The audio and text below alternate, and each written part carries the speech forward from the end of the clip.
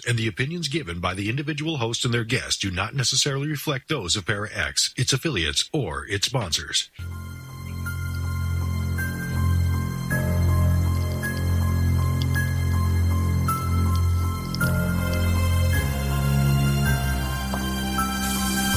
For the next 2 hours, be prepared to open your mind to the edgier side of the metaphysical world.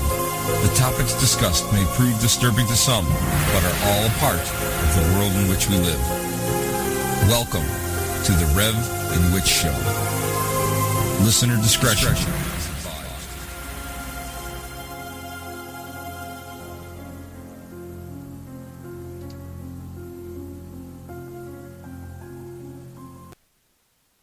Hey everybody, this is the Reverend Tim Shaw. How are you tonight? I am so thrilled to be here tonight.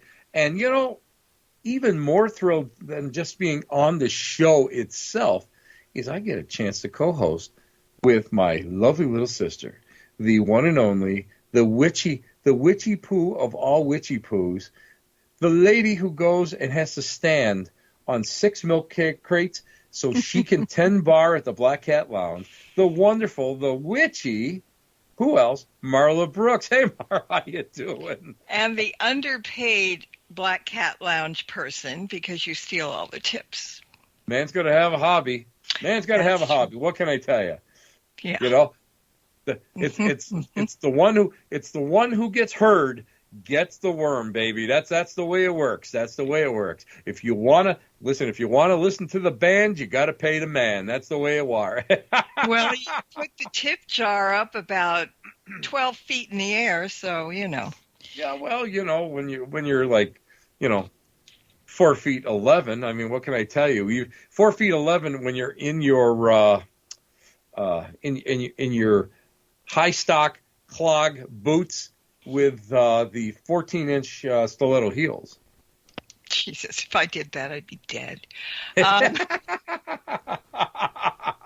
Just see me walking in 14-inch heels. Yeah. Uh-huh. Not quite. Maybe. You never know. Well, we're not going to try and find out because then you'll make a lot of money on me. Anyway, you'd probably stuff me and put me in a sideshow. Me? Never. Yeah. I would never do something like that. Ladies and gentlemen, boys and girls, and children of all ages. I don't have my I don't have my microphone with me. Thank God. Come on, that's the best. That microphone was the best investment that I ever made. Now you know the reason why I bought that, correct? No, I don't. I never told you. No, I just heard you use it. Well, what it was we were talking one night about frequency, and we were talking about the possibility that spirit will go and respond to voices that are frequency. Now, speaking about frequency, that was my phone. I just jumped at that. I'll have you know. But our voices are frequency, correct? Right? True. You know? Yes. Mm-hmm. So a lot of times what we're always taught is never do the Svengali thing where you're doing the and you're like spirit, and you're doing it through your head. You're not opening your mouth. Mm-hmm. We're taught to speak to spirit as if we're speaking to someone else, someone on this earth plane. Mm-hmm. So we decided that we would take it a little, kind of develop an experiment where we would use frequency. And we're like, how the hell are we going to do that? And, we sat around and tried to figure it out. And, with all the ITC scanner boxes, I probably got 9 or 10 scanner boxes. I've got 2 of the portals, and I'm making a third one right now. I made 5 altogether, and I gave a couple away. But what are we going to do? How can we do this? And Joe from Paranormal Oddities, my buddy, he goes, why don't we use one of those karaoke mics? And I went, you're a genius. Why don't we do that? And so we all went and we bought these karaoke mics, and which I love. I love this thing to death. It's hysterical because, I'll run around the house singing with it, little Viva Las Vegas, baby, because when I'm going and, when I'm doing my little Elvis there, baby, I put a rag mop on my head and I get happy feet. But I went and so we tried it a couple times, and I'll tell you what, it does help. Now, of course, I mean, you can't put the hardcore reverb on it, because it sounds funky and it doesn't really work. But if you don't have a reverb on it and you're just using the microphone itself, and the microphone is neat because it's it's rechargeable, and you can, and it's just a microphone you can put in your kit bag. I have to say, when we were not so much using it for EVP work, it didn't seem to make a difference. But for the scanner work, when we were using the radios, and believe it or not, like I swear to God, whenever something new comes out, I try to buy it, or whenever I find a radio that's hacked, I'll pick it up, because of the fact you don't know. The idea is you should just keep experimenting with it, and it's so cool because we've actually got some pretty neat responses back, and it's not like the Tim F you, we didn't get that. We were actually getting for maybe 3 to 5 minutes some real time responses with it.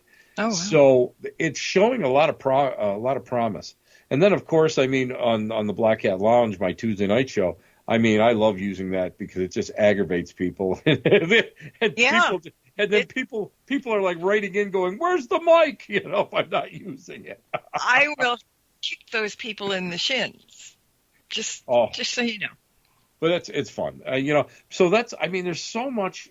I think the problem, what I'm having with the paranormal nowadays, is that back in the golden age, I shouldn't say the golden age, but when we were rediscovering so much of it, and all of a sudden the people were really starting to experiment with equipment, it was like a whole new frontier.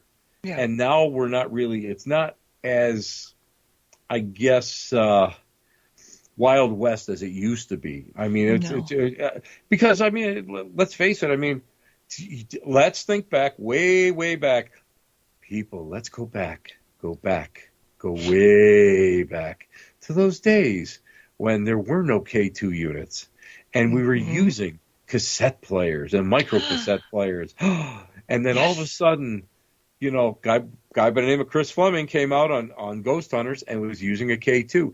And do you remember where the house was? Where he used it? No. The Omen House. Really? That's when he used it. He introduced it on Ghost Hunters. And right after that, they started using them on Ghost Hunters. And those are the ones that when you used to have to put the coin in to keep them turned on because there was no on and off switch, or else you had to go and hack it and put a toggle switch on there. And back then, I mean, it was that was pretty cool to do that. Now you got your different you got a couple different the stick, I call them stick figure screens, and the ones that you use for the computer games that are hacked.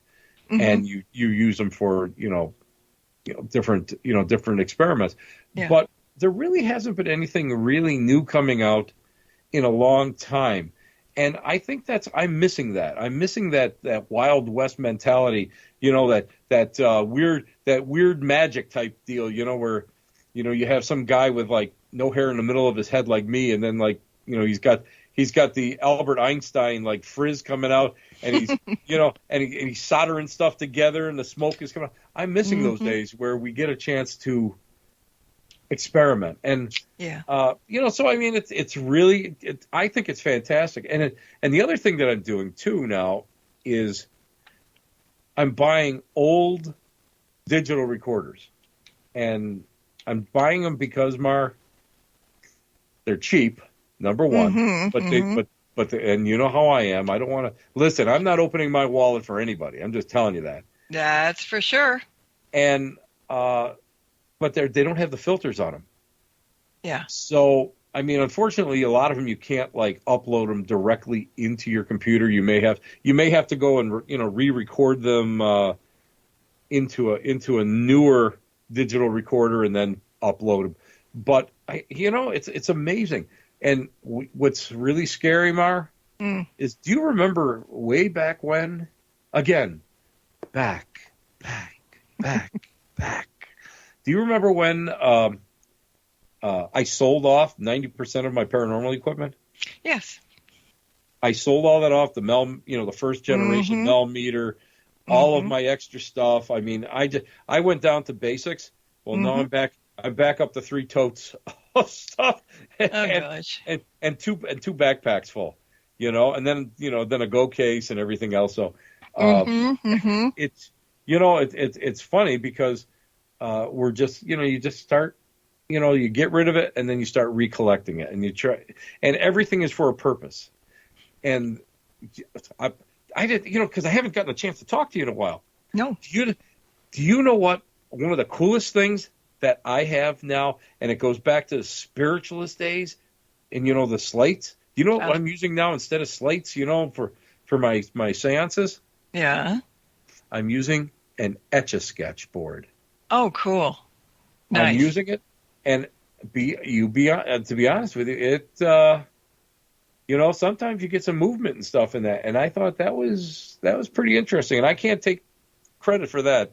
A friend of mine up in Canada told me about it, and then I automatically went right on to eBay, looked for the cheapest one I could find. Why? Oh my God, they're not even expensive in the stores now. What's the matter with you? No. For what I would have paid in the store. Come on, Marla. How much is an Etch-a-Sketch in the store? I mean, I got this thing for I think with shipping, I think it was probably like $12.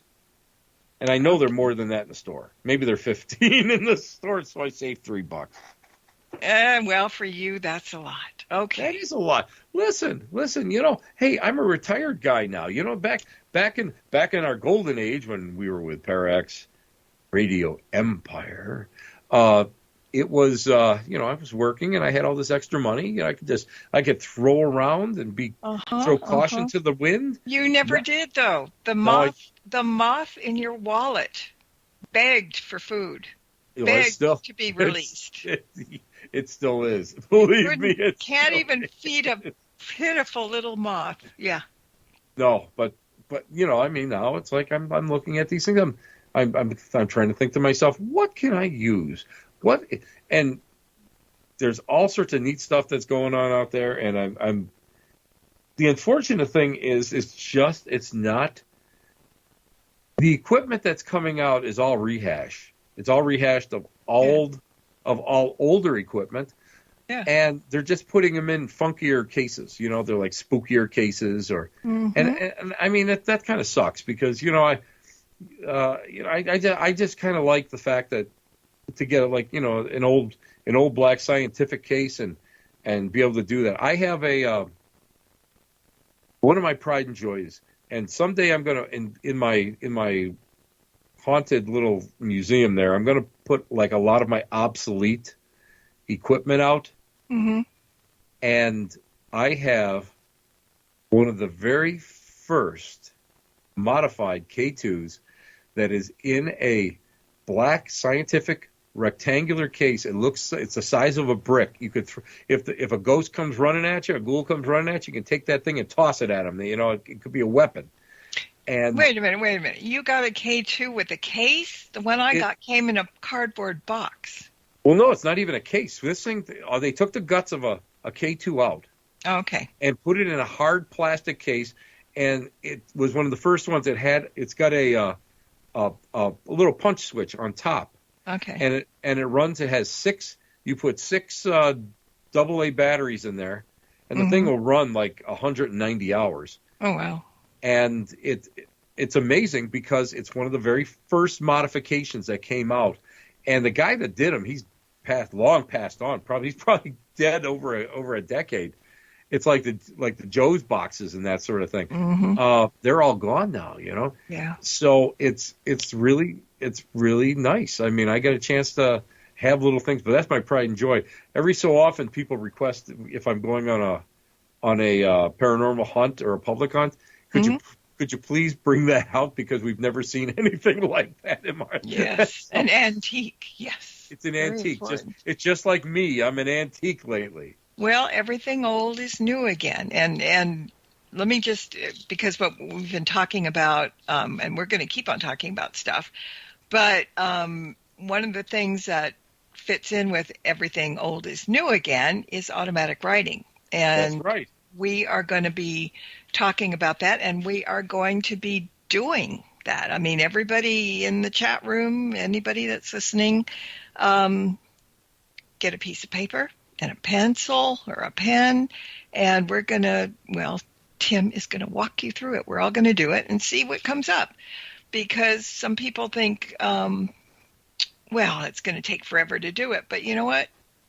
I know, I'm sure it's happened to you, Tim. You've sat down, got quiet for a minute, and all of a sudden things started moving. Yeah? Usually it's my bowels that start moving. I was just going to say something like that, but I didn't. But thank you for filling in where I left off. Oh, my God. No, I mean, we you're think right too much alike. It's scary. Go ahead. Yeah, well, that's the problem with it. And Sherry writes in the chat room, shack hacks drive me nuts. And Sherry, I hated them for years. I thought they were crap. They were even when Johnny Zaffis used his, it was like, you've got to be kidding me, Johnny. I can't stand this thing. But now with the filter boxes, the portal boxes, mm-hmm. you can set that so that you don't get that hiss. And you can just get the loudest voice that comes through, or you can turn around and get rid of, like you can just go and not even use an aerial, mm-hmm. and just get true sound through there. So without using a Faraday bag or anything. So there's a way of doing it. The problem is, Sherry, they run about. To make them, they're about $130 to $150, depending on the parts you use. And they're not hard because it's all plug and play. It's really all plug and play. It's real simple. As a matter of fact, on my YouTube site, I do believe I have a video of how to put one together. But, I mean, it's just, and to buy them outright, I mean, they're about $250 to $500, depending where you go. But it really does help. And that's why, like when we were using the frequency stuff, it really worked. But excuse me, getting back to automatic writing. So everybody, like Mar says, go and get yourself some kind of a comfortable pen or pencil. Comfortable, and the reason I say comfortable is because you don't want it to, really affect your hand. You want your hand to kind of flow and move with it. And like I use Sharpies. I use Sharpies for everything. Every so often I go and I color in my beard with a Sharpie just to, for the fun of it. Is that where you get the purple? Hey, you never know. Oh, only your hairdresser knows for sure. Okay, sorry to interrupt. Keep going. No, I haven't had purple in a while. I haven't had purple in a couple of years now. But and then just any paper and use it and have a hard surface where it's not going to flop and flip. And we're going to talk about the history of automatic writing a little bit later on in the show. And we'll go with it, and we can kind of bring that up. Sherry goes, no pens with spikes in the handle. Well, I mean, listen, Sherry. To each his own. That's exactly it. Marla, sometimes, you know what I mean? Cat of nine tails with, the spike collar. You never know. You never know. But that's neither here nor there. Sorry about that. But but you digress. Go ahead. But I digress. But yeah, just something that's very. I like I say, I like Sharpies, and if you have like a finer point, that's even better. The flap, the thicker ones, they work, and they actually slide easier on the paper, but they're harder to discern when you start looking at it. I always remember. I was taking years ago. I was taking an advanced mediumship class with Sharon Klingler.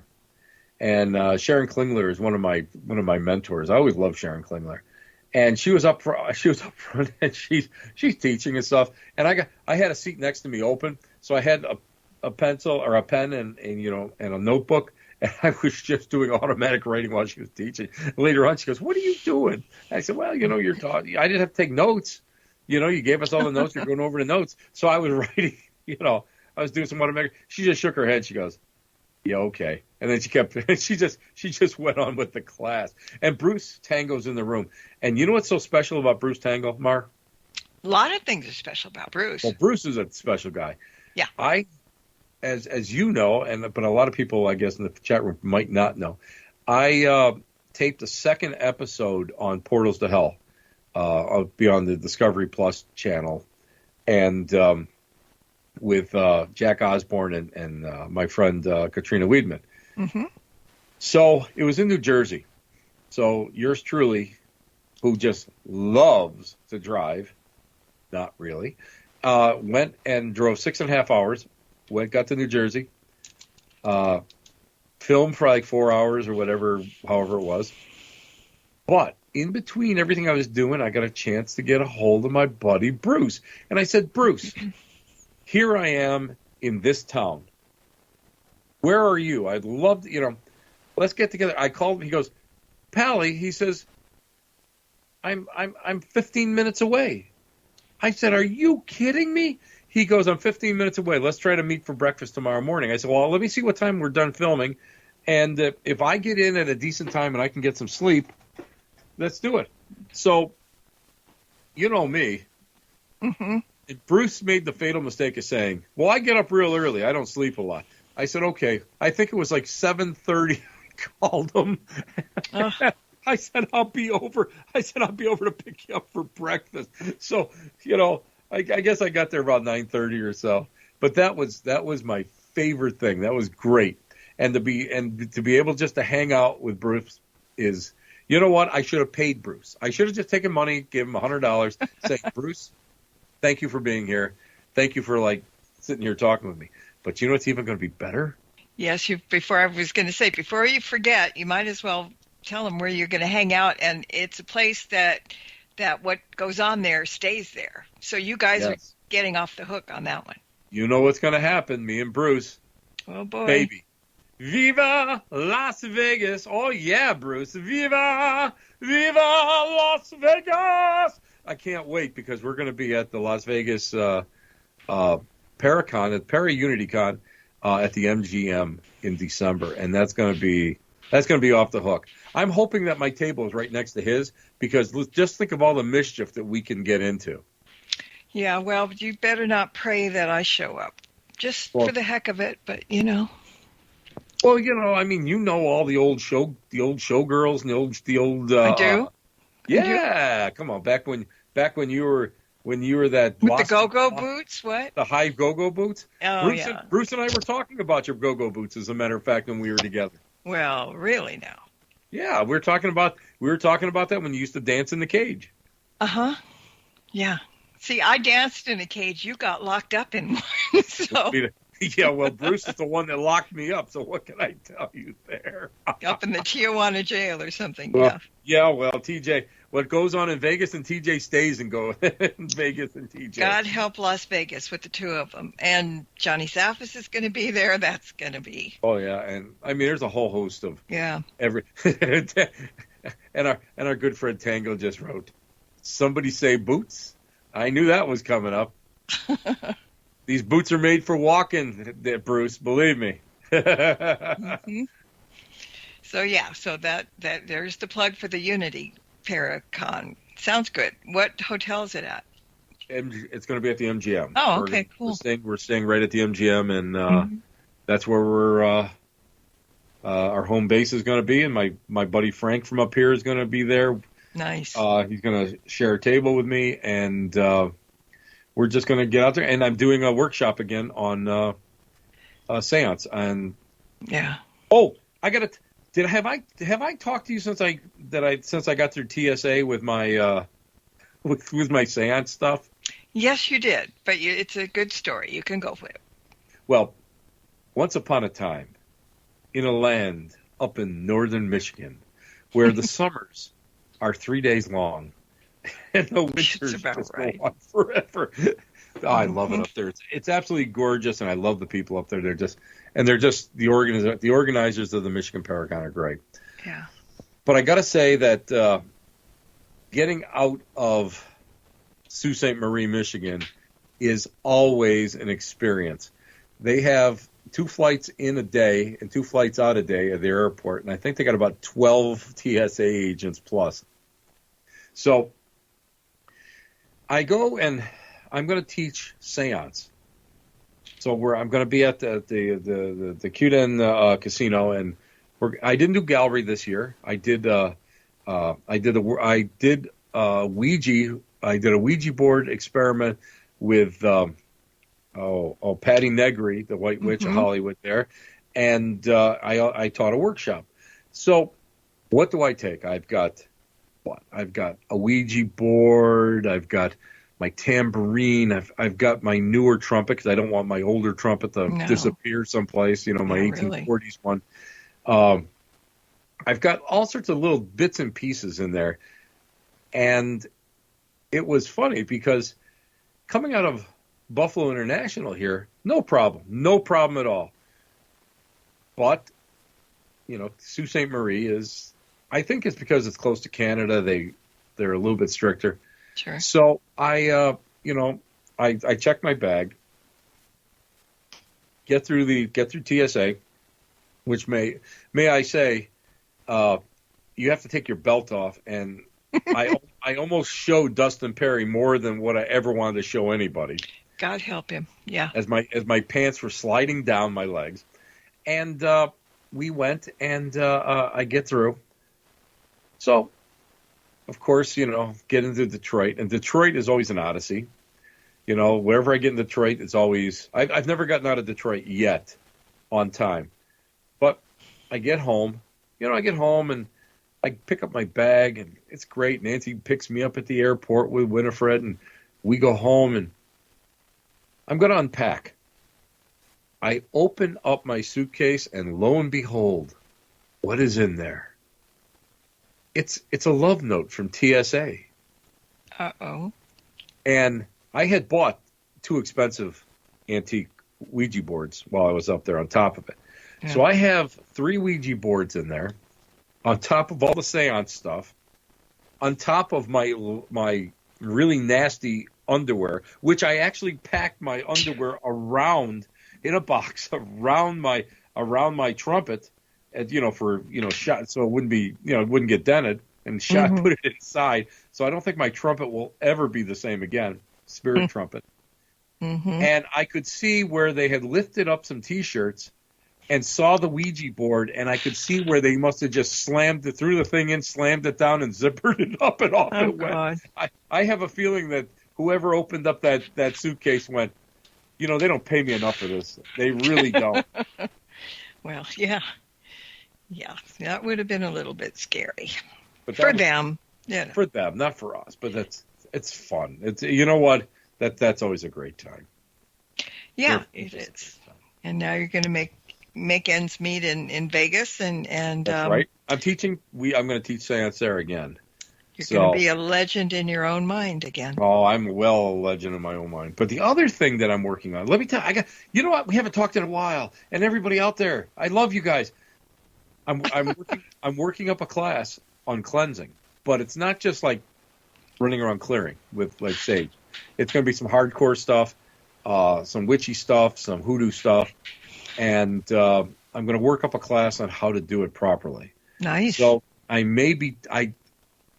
just suggested it to the organizers up there in Michigan if they might be interested in it, and it seems like I think they will be.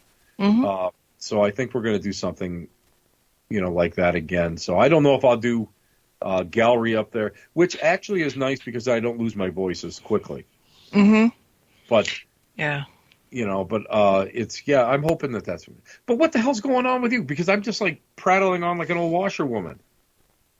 Oh, don't feed me straight lines like that. Just don't. Nothing much. Just going up. I'm just laughing because Sherry put Tim isn't a witch. Wait a minute, you got the wrong first letter on that. Instead of W, it should be something else. I'm not sure. For you? Yeah. I can think of better words, but anyway. Hey, we have not been prating back and forth lately, so it's. Everybody that's listening is going to have to put up with the fact that we're catching up with this little tit back and forth. That's right. Well, you know what? Let's face it. At this time of year, it's brutal. I mean, because you're busy. I'm trying to do as many appearances as I possibly can locally and catch up. for everything that we've done. Yeah. And so we don't get a chance to talk that often. Well, yeah, you're busy and I'm doing stuff, and one of these days, I mean, and then when we do talk, we're on Skype for what, 2 hours? Yakking? Yeah, that's normal. That's something like that. Yeah, face to face talking. Yeah, that's interesting. But yeah, no, I'm not. It's the time of the year where we're real busy, and I think the last thing I have to do is tomorrow. Rock with the Shock is doing his Shock and Witch Halloween show. Awesome. That's going to be great. So yeah, good music for 2 hours, and yeah, that's pretty cool. But other than that, I've got a new Oracle deck in the works already. Excellent. Pitching it to Schiffer. Listen, I'm gonna tell you what. What? When it comes to tarot decks, mm-hmm. I absolutely love the Witches one, the Witches deck. Of course, it's got the foreword in it was written by someone whom I really respect. Yes, of course. Yeah, you did a really good job of that. Yeah. Yeah, I did, didn't I? Yeah. But I take that. That's the deck that I use now for everything. When I do any kind of my readings, mm-hmm. I always have it with me, whether I use it or not. And it really is a great tool. Now, what's this next deck that you're working on? What kind of Oracle deck is this going to be? It's Plant Spirit Oracle deck. It will be messages from plant spirits. So the cards will be different flowers and all kinds of plants. And it should be interesting because it's something different, Right. And I've got flowers all over the place. And I thought, well, this would be good. So yeah, I think they liked it, and I'm waiting to hear back, and I'll get that going. And that'll be fun.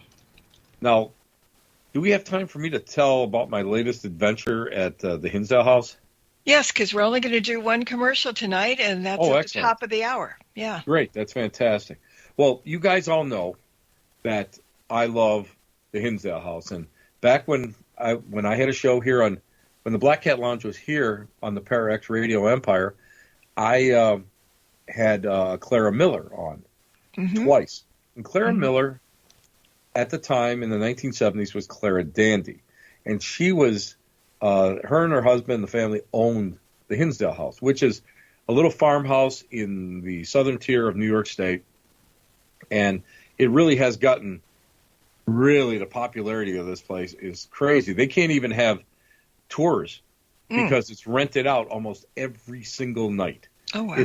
It's crazy right now. Mm-hmm. So, and I'm going to have, of course, shameless plug, I'll have Dan Klass, the owner of the house, on my show Tuesday. But, and I want to talk to him hardcore, one-on-one about, where it's going now, what's going on, how can you, what he's going to, what he's projecting to see in this place. But anyway, he had a cancellation. Mm. And my buddy Joe jumped on it from Paranormal Oddities, of course. And Joe jumped on it and said, and he got a hold of me and said, hey, do you want to go up there? And, Joe and I actually were one of the first ones to go up there. We were up there in 2011. That's when we first started going up there. Mm-hmm. When it was really destroyed and abandoned and all the windows were blown out and people had just destroyed the inside of the house. So I said, I hadn't been up there. I think I was up there earlier in the year. I can't remember if it was last year. I don't remember that far back. I'm old. But they went and they said, he got a couple people that wanted to go. And I said, I'm in. And we went up there almost immediately. We're all standing in the kitchen and the floor is vibrating. Oh. I mean, I'm like standing there and I'm not going to say anything. I'm going to see if somebody else says anything. There was a couple people that do paranormal investigations, but they're newer. Mm-hmm. So I don't want to put anything in anybody's head. And the one girl goes, "Do you feel the floor shaking? Why is the floor shaking?" Mm-hmm. And, we're all kind of giggling. Joe and I are kind of giggling because of the fact that, we've gone through the whole thing where the floor was shaking and, back in the day, before it got so popular, it was almost like the house was waiting for you to show up. Mm-hmm. So we're working a little bit and we're kind of unpacking our gear and we're deciding what we want to do. So we actually go upstairs into the main bedroom. Now, as everybody knows and their sister, I hate this little room they call Mary's room, which was one of her daughters, and it's off the main bedroom. And I always, I hated that. I still hate that room. It's like, to me, it's like the heart of the house. And I love when I get, like, I say that, and the paranormal people will go, I slept in that room and nothing happened. And I'm like, yeah, well, that's you and I'm me. And, our makeups could be totally different. But I walked in there, and even this time when I walked in there, it was like I got heart palpitations right away, and I just didn't feel right in that room. So Yeah. we're all in this master bedroom outside of that room, and we start. What was nice about it? It wasn't a hardcore duct tape on your butt investigation. It was a, impromptu thing. We all got together, we're all happy to be, hanging out with each other. And let's do some experiments from a different angle where it's not so serious, where it's a little, where we can stop and laugh. Mm-hmm. So we're doing that during the course of, what we're doing. And Joe has a Panasonic RR60, one of those $1,000 ones that, Panasonic, like, doesn't make, and they're, it's like the holy grail of paranormal equipment. Uh-huh. So we're over there working, and Joe is like starting to, I'd say about an hour into it, he was starting to cook. I'm talking, he's starting to get like some really good real-time, real-time responses. And not just one word. We're talking maybe 3 to 5 words every time. A couple of them were very, very low, which were we couldn't really make them out, but some were just so clear. So we're working, and I've got my old Sony that I've used for years, which I love. And I first used that Sony way back. Do you remember back when ParaX had a conference at Waverly Tuberculosis Hospital? Mm-hmm. Yeah. That's how far back it went. So Wow. What is that? That's well over a decade, right? Mm-hmm. Yeah, I'd say probably 15, maybe closer to 20 years. And so I'm using it, and I said, hey, Cece, how you doing? So I'm over there, I'm using it, and I said out loud, do you want me to stay overnight in Mary's room? And Joe had his recorder on, and he didn't get anything. Mine, no. It was I wouldn't say it was a class A, but I would be like a, low B, like a B minus type of EVP. And it was like, no. And we started working more and more and more. And we decided that, I forget, somebody's birthday that day. So we were singing Happy Birthday. And I asked, do you want to hear us sing again? And I got a real low no. So, matter of fact, I thought you maybe were astral projecting there because you never liked the way I sing. I think I got a complex from you, but Good. we decided that, do you want us to sing again? I got a real small, low no. Very clear though, very, very clear. I got to add. So I said, you know what? I'm gonna try to go, and I said out loud, you know what? You guys in this house, this is an 1850s house. You guys would remember spiritualism and how to do everything. Could you do 2 knocks for us? It would be great. Because that's old school. Let's try a little old school. Mm-hmm. And kind of nothing was going on. So I said it again. Could you do 2 knocks?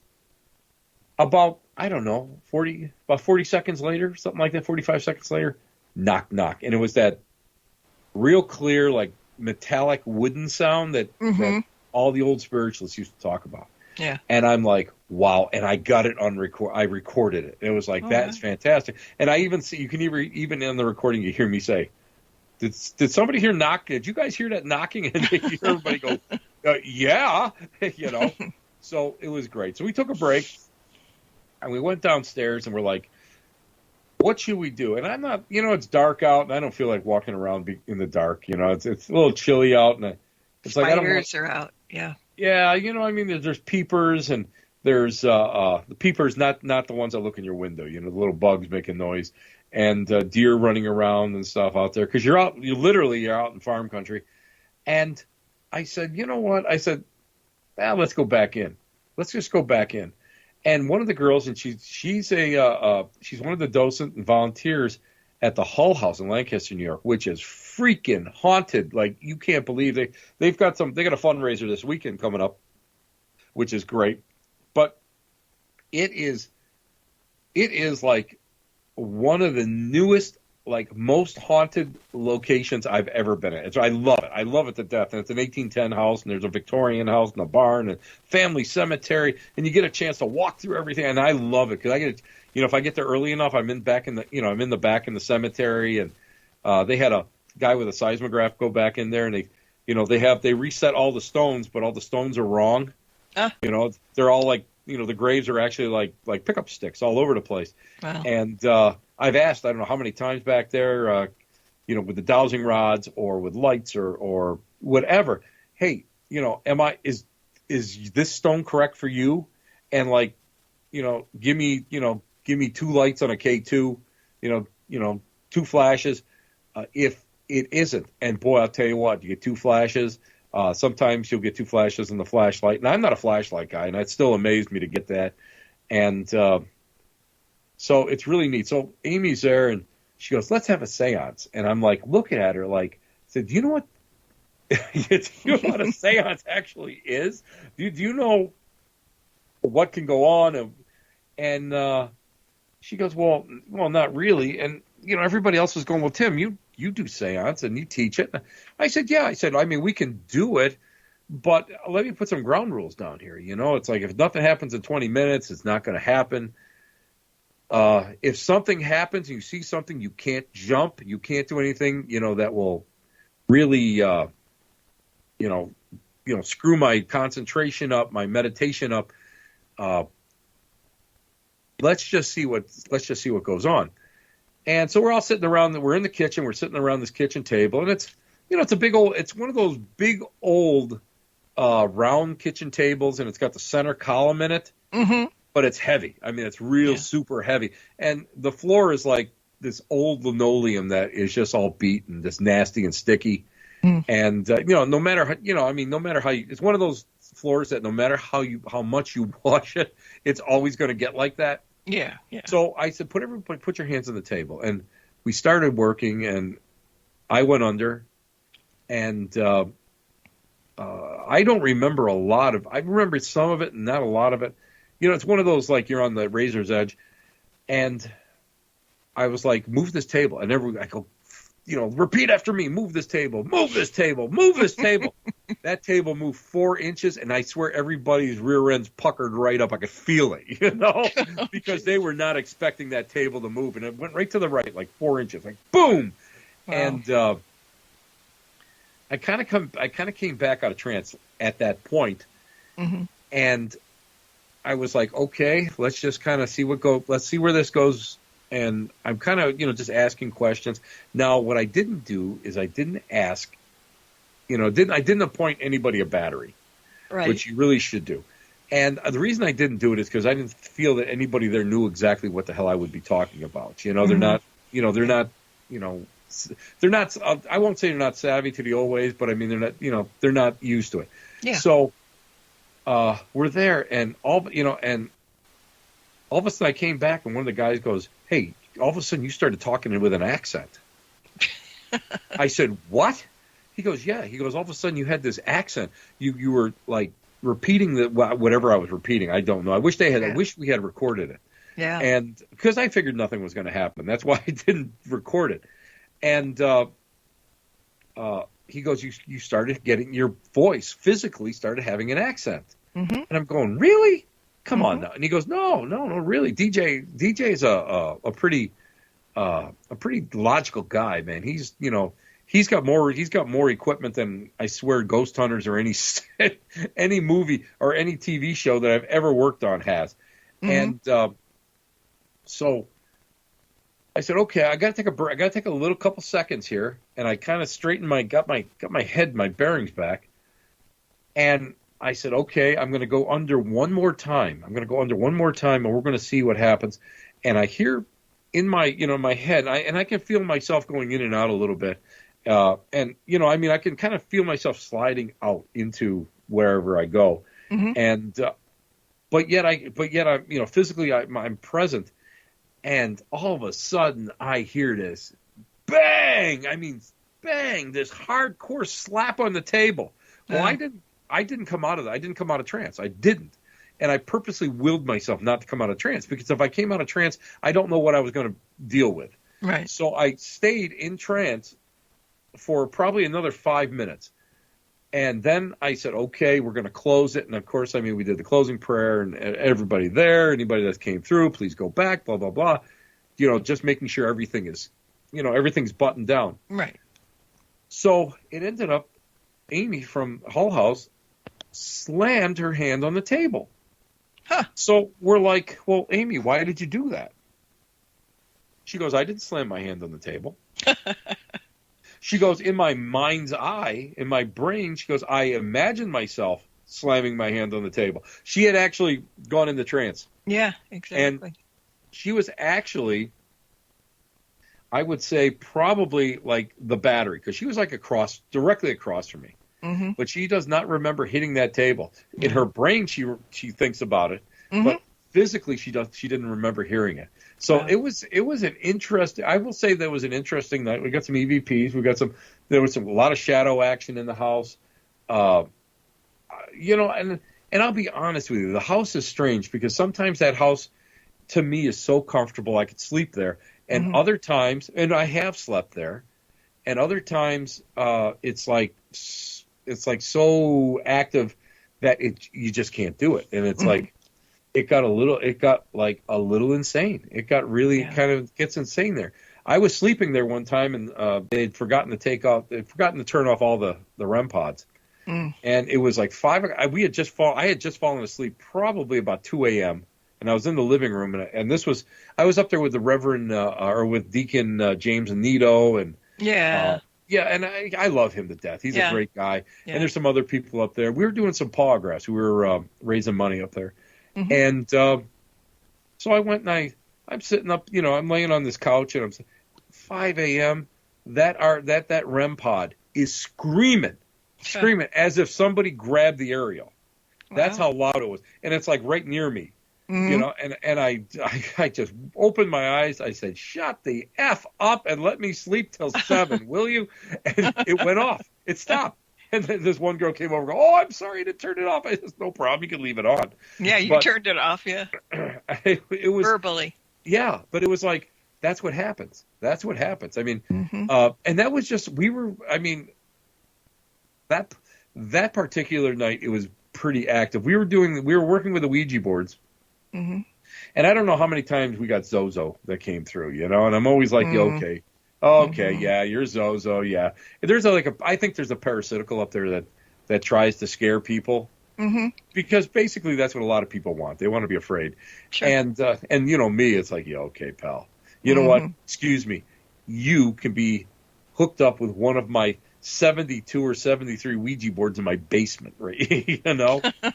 And so, it was, but we were getting some good information, and it was taking off, and that's what was neat about it. But but that night, the night that the last time I was up there, we were there till about 1 a.m. And I had thought about staying overnight, but nobody else wanted to stay, and I said, you know what? I got so much to do Sunday. I said, yeah, I'll just come home. But I should have stayed up. I should have stayed overnight there, because by the time it's an hour and a half away, and by the time I got home and I was wide awake, so I fell asleep probably at 5:30, 6 o'clock in the morning, and then I was up by 8 o'clock, going about my day. So I should have just stayed up there and then left at 7. Mm-hmm. But yeah, Hinsdale is still, as long as I've been going there since 2011, it's still probably one of the most active locations. And now that I'm kind of in between. I may be filming in the middle of November, but I'm not really planning anything else. So, that's like 4 days out of November. been contacted by a new historic location, an 1800s house in Niagara County that is it seems to be highly active. So I'm setting up some time there. I'm going to go up and I'm going to do something up there, and we'll do an investigation, and everybody will find out. We'll broadcast some stuff up there from up there. So that'll be just fun to do. Mm-hmm.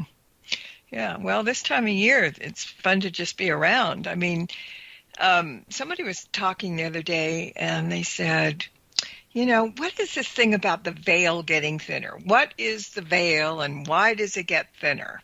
So what's your opinion on that? You know what?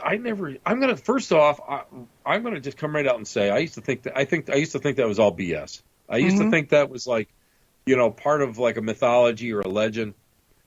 But I think what happens is that if we look at it scientifically, or somewhat scientifically, there's so much more static electricity in the air at this time of year. Yeah. And we know, and just, through my experiences on working cases, I know like at Old Fort Niagara and a lot of historic sites that they become like super amped up at this time of year. Yeah. So a lot of times back in the day, there we go. Back in the day. We used to, and you can still buy them on like eBay, EMF generators or whatever they're called, right. And putting all this EMF into the air. What I think is that there's so much more static electricity in the air that it seems to make two-way contact a lot easier. And I believe that the energetic spirit personalities take advantage of that. And that's where they really, these intelligent forms actually are able to go and manifest or really like mess around with your electricity or move things and, stuff like that. That's like, to me, that is like one of the main reasons. And I would say, and I got to say, this month with that last full moon, I was so sick. You guys all know how sick I canceled 4 events. I was so sick. And that's the first time I've ever canceled an event in my life. I was so sick, and that full moon that hit, and with the extra static electricity in the air, I think like with me, it played havoc with my physical body, but psychically, I felt like it was like a lot stronger. I felt like for whatever reason, the energies that were out there being projected, I could feel them a lot easier. Yeah. So I think that the thinning of the veil, you will go, that I think that's just a name that we call it now. Yeah. But I think it's going to go right until for us here in the East, until our first snow, which will kind of, really kind of ground everything out. But I think in the West, I think you guys are really getting it too, because sure. That, yourself, Marla, last time, if anybody could see Marla right now, Marla has like that Bride of Frankenstein hair right now. She's got, and it's got the lightning bolt in it, the white lightning bolt. That's all caused by static electricity. Yes, it is. So we know that there's a lot of static electricity in the air, but I really think it is. And I have a question: if anybody knows anybody like in Australia, because that's absolutely the opposite of what we are. Yep. All their seasons and everything are because remember I had the hots for that Piggott woman. Yeah, what the heck? Spiral dance. Yeah, Spiral dance. I love it. Because Dom the Bard played with them a lot. Yeah. She was telling me everything is opposite. So I'm wondering if in like Australia, in the Southern Hemisphere, they're having the veil thin like we are here.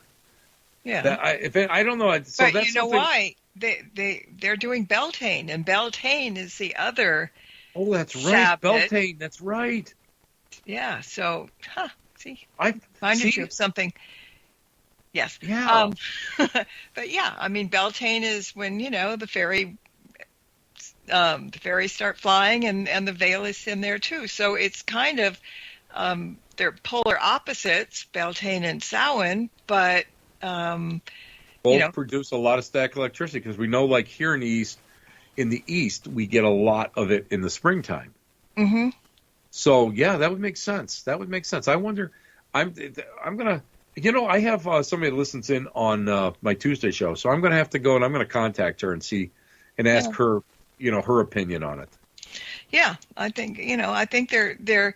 I mean, Beltane and Samhain are the two of the most important Sabbats that we have. Right. The major Sabbats. And so, but they are exactly opposite, but they have some of the same things going on. Right. Same attributes. Yeah, exactly. So I think that makes a lot of sense. That makes a lot of sense.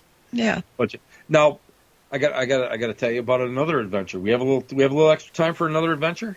We got 4 minutes. Go for it. Real quickly, I was doing some filming in Bay City, Michigan, on the USS Edson, which is I love this ship. I mean, I had an unbelievable experience. I saw something last time I was there, and this time they brought me on, and they were filming for Steve Shippey. Had a production going on, and Steve is the guy who produced and starred in Hauntings in the Heartland, and he's a great guy. Well, my God, he's just a great guy. I loved working with him, and we filmed from 8 p.m. to 5:30 in the morning, and I got to tell you what, we got table tipping, we got the table moving, we got all sorts of stuff going on. He must have had probably, I would say, 10 EMF detectors, which all went off at once. And we were like doing a little tiny seance, and I was kind of like, well, can you touch me? Can you, let me know you're here, blah, blah, blah. And at the end of it, I was like, I was kind of disappointed. Mm-hmm. I didn't feel anything. He didn't feel anything, but there were 2 volunteers behind me. And and my friend Ann goes, I felt electricity on my one side. It felt like it went through me, and then it went into my buddy Bill Randall, who's a volunteer on the ship also. It actually went through the 2 of them. Wow. So I loved that. It was just, again, it seems like I didn't do a lot, but I did so much. And my experience this year, I think I got a lot of neat experiences. Mm-hmm. And I think that's what the fun of what we do, to get those experiences and get them out there. Now, one of these days I'll write a book about all the experiences I've had, but then I'd have to include Tijuana, and we don't want to do that. No, you and Bruce would never want to have that open to public. No. People don't understand. I mean, they might think that you and Bruce are kind of, very friendly but opposite personalities. But deep down inside, you both share this middle name called Mischief. Yes, you're right about that. And you know what? It was neat when I was in New Jersey. I went and we're having breakfast together, and it's so great to sit with Bruce, and I love talking to him. I really do. I said, would you take the waitress is coming by, would you take our picture? She goes, sure. So she takes our picture. She goes, are you guys brothers? And we started laughing. We're going, oh, if you only knew. Brothers in spirit, yes. That's right. Well, my buddy Bruce, the Bruce man. He's Mr. I'm going to tell you what, he is Mr. EVP. Some people are just so prone to him. That's the guy. He gets them all the time. He really gets good ones too. He's perfect. All right, so let's remind everybody when we come back from break, anybody that wants to do a little automatic writing and try it, because we're going to talk about some misjudging what people think about it, myths and all that stuff too. And I've got a good one, so don't let me forget. But anyway, get a paper, a pen or a pencil. Sometimes I've heard pencils are better because they're natural. They're natural, but you can't read them as well, if it's really light. So, yeah. But if you're going to do if you're doing Santeria candle magic, where you write, where you have to write the person's name on the side of a candle, you have to use pencil. that was stressed to me by when I was down at the Botanica del Indio in Buffalo. Yeah. When I was getting my candles for certain work. Yes. Yeah, it was. We're not going in there. We're going to take a break. So we've got a few minutes. Anybody that wants to get pencil, paper, get ready, something to write on, we'll be back real soon. Stirring the Cauldron will be right back, so don't go away. If you end up with webbed feet, Remember, you've been warned.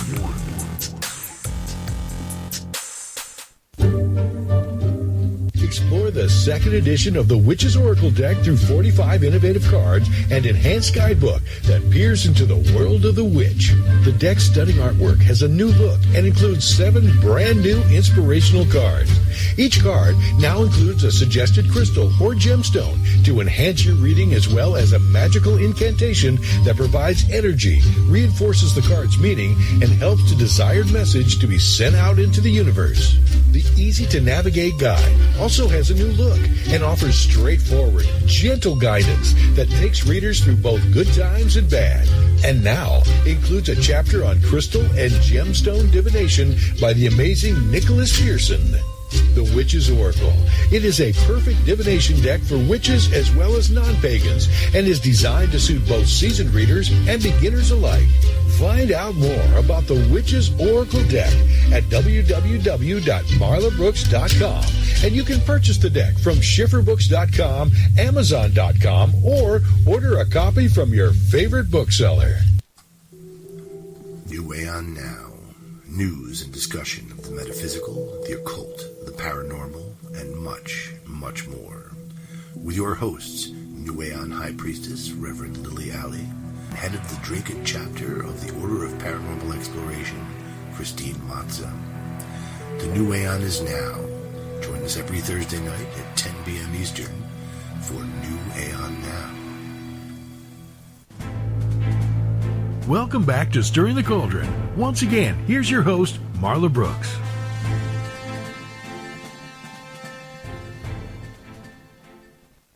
And one of these days, we're actually going to make an in and out for the Reverend Witch. we keep talking about it, but we haven't done it yet. So we'll get there. We'll get there. I'm retired. Come on now. This is, I got stuff to do. I mean, I've got senior shuffleboard. I've got to, I have to go and have coffee 4 days a week at a little coffee shop. I have to go and hanging out with Joe Perry at the. Well, that goes beyond saying, counting my toenails, and saving them up for that special day, stuff like that. I have things to do. All right. Well, we can do that. Now, let's get started, because Sherry has a question, and it's a very good question. She wants to know if automatic writing is a form of channeling or trance. Yes, both. It is. In the beginning, it's more of an the ideomotor reflex. It's sort of like dowsing, where you just allow things to happen, micro movements, that sort of thing. But as you work with it, and I mean, the big thing with automatic writing is like anything else. People have to go and have patience, and they have to keep working at it. Mm-hmm. And, some people, I know some people that just caught it right off, like immediately, bang, hit it hard. But most people, on the average, it takes a while to really start getting something that's coherent. And it is a form of channeling, because actually, a lot of times what you are actually doing is these words that are coming into your brain, you're just writing them out. Mm-hmm. That's a form. Did you ever see like Cindy Kaza on the Holzer Files, which got canceled, which sucks, because that was one of my favorite. That was one of my favorite shows. I loved, and Cindy is. I met her this year, and she's as nice as she is talented. Oh, cool. And because she's getting it clairvoyantly, and she's writing it down as quick as it's coming through. That's the way she works. And a lot of times it's she's cognitive of what she's writing.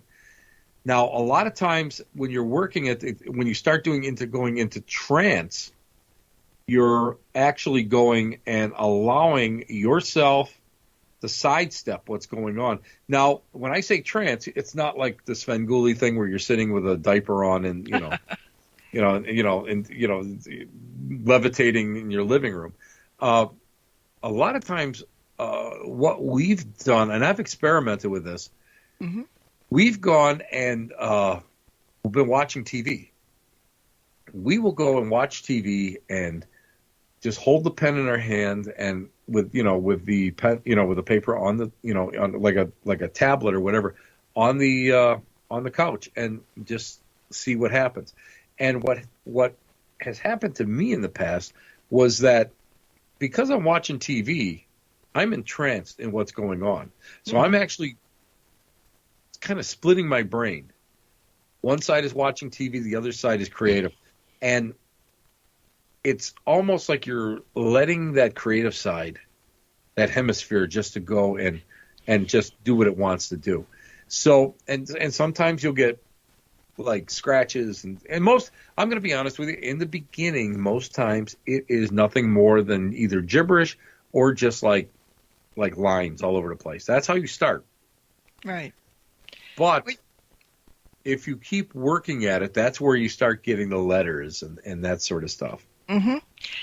And, I was afraid years ago, automatic writing, some spirit's going to jump into my body, right? And I think that's a misconception that people really believe, and I didn't do it for the longest time. And then when my grandmother, Grandma Brooks, was doing it, I thought, oh my God, because I was a kid then and I knew she was doing it, and now I have hundreds of pages of her writing and it's amazing.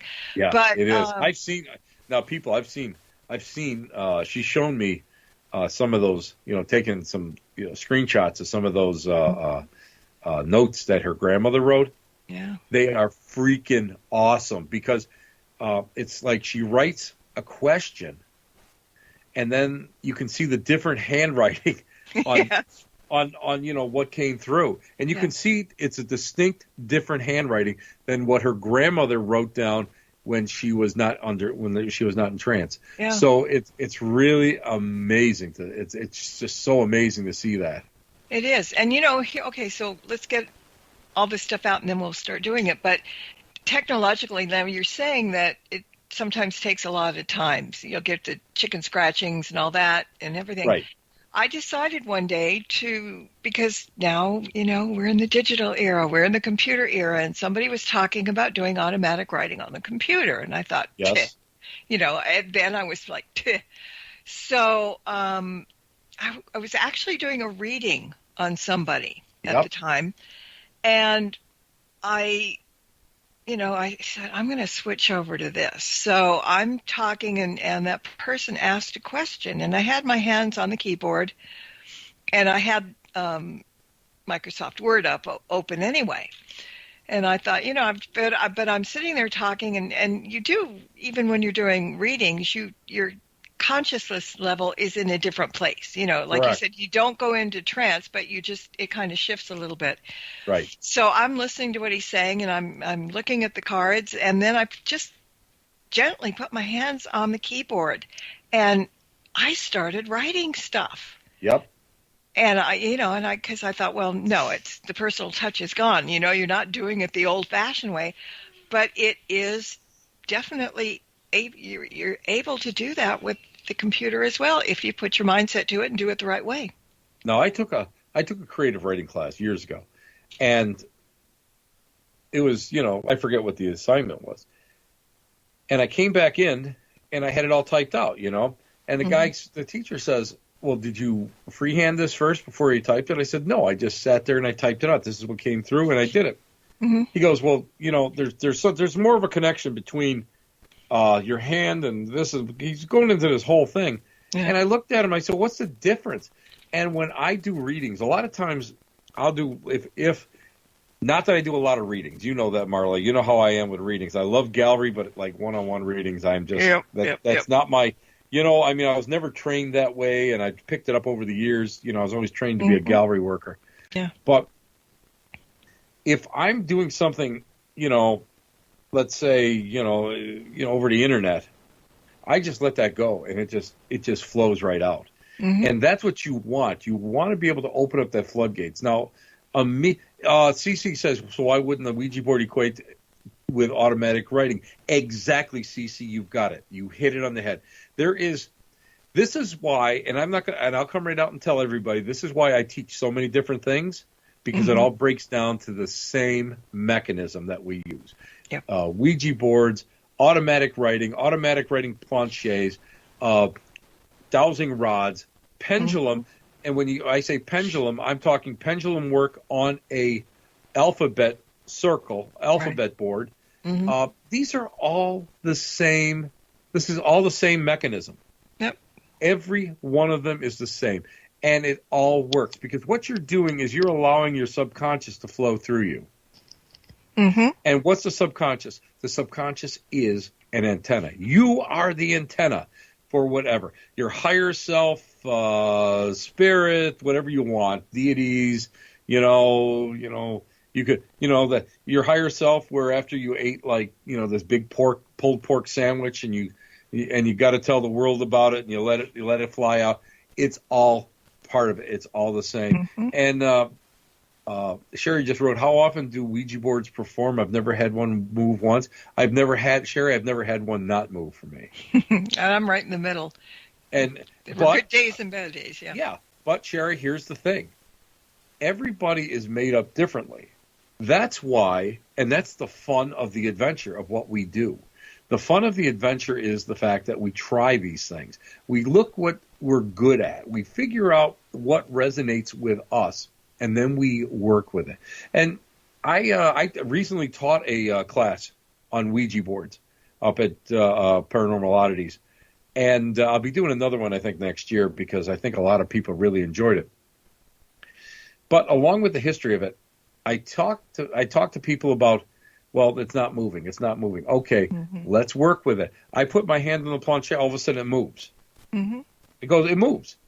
And they're sitting there going, you moved it. I said, well, all three of us moved it. I did not move it by myself. We all moved it. It's our energy. It's that energy, and we're all built differently. So I've never Ouija boards. Like I said, I've never had one that I couldn't get to work. I've had ones that were difficult. I've had ones that were taciturn. I've had ones that didn't want to work with me. Kept going to say goodbye. I've had ones that didn't want to stop. I mean, because I would say, okay, we're going to stop now, and it would go right to no, and it would be spelling stuff out. And I mean, so it's run the full gambit. Yeah. But everybody's different, and that's the secret, and that's what and that's the fun of it. I mean, that's the fun of what we do.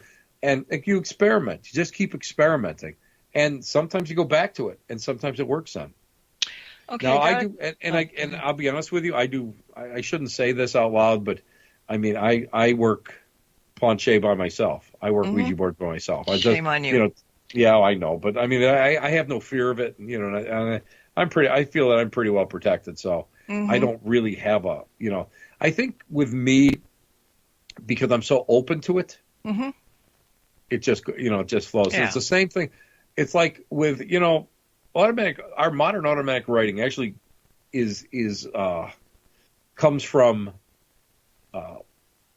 the writing, the pencil planche, where it was like a big Ouija board planche, and there was a pencil that was held in place there, and that's where modern automatic writing came from. And eventually people thought, well, I don't need a planche anymore, because you sometimes, because now when I work with a planche, I work by myself. Yeah. Never have a problem, just let it go. But a lot of people are always afraid of it, and so they're always working with somebody else. And I mean, that's fine, so long as you just keep working with it and you get rid of that fear factor. You may be able to open something up. Yeah. Now, another question that just came in. When you're getting ready to do automatic writing, do you form do some kind of protection? Because it is kind of a divination thing, and are you opening a portal? Yeah, I don't do any. Wait a minute. I'm waiting for the lightning. I'm waiting for you to send the clouds to me, Marla. I'm waiting for those storm clouds to come in because I don't do anything extra for protection. I don't. Matter of fact, I think I hear the rain starting now. I think the ravens are rolling in. Yeah. No, I don't, because of the fact that I feel that I'm an okay guy, and I feel that I don't go out of my way to hurt anybody, and I feel that my bottom line of my belief system is so I believe, so I am. I believe I'm protected at all times. Yeah. But that being said, if anybody out there wants to do a little ritual, wants to do a little something, Can't hurt. No, it's exactly it. It's what reinforces you and your belief system and alleviates fear. That's what you want. And that's fear is your in any psychic or metaphysical endeavor, that's your biggest enemy, fear. Because fear just will derail you left and right. So I remember back in the day, back in the day where I remember as a kid being taught with the bubble, surround ourselves with the white light, the whole thing. And I remember Sharon Klingler saying to me one time, if you're okay and you believe this, if you believe you're protected, you are. And that's because of that vibrational level that you're always, emanating from you.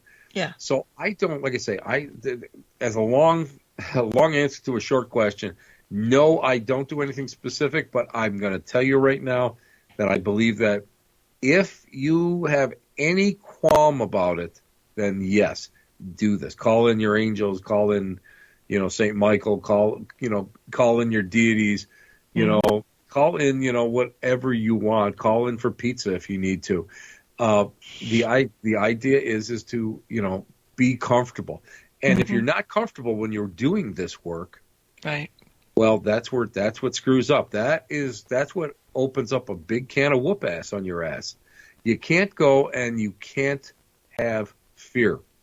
Even when I'm in haunted locations, something just like I turn a corner and something's there. Well, yeah, I'm going to jump back. I don't like that stuff, but I'm not it's like, you don't know what it is. It could be a ghost or it could be a squatter, with a knife. Yeah. You don't know. It's the difference between fear and being startled. Exactly. Yeah. So, I don't do it, but I will go and say, use whatever you feel makes you feel comfortable. All right, so let's tell everybody what they should do, what they're gonna get ready to, relax, all that good stuff. Well, first off, lead up to it, yeah. What everybody needs to do, and this is something that I always tell people that are using dowsing rods and pendulums, because so many people I almost said free balling it. I'm sorry, that slipped out. I didn't mean that. They kind of, they don't lock their elbows, and you really need to lock your elbows because when you're working with it, and if you go under the assumption that it's nothing more than ideomotor reflex, you're going to automatically you're going to influence it. You're going to influence and your movements. And, your elbows will allow so much more movement in your wrists and your hands. So what I need people to do is when you're getting ready to do this, I always like to have, I always say use a desk or a table.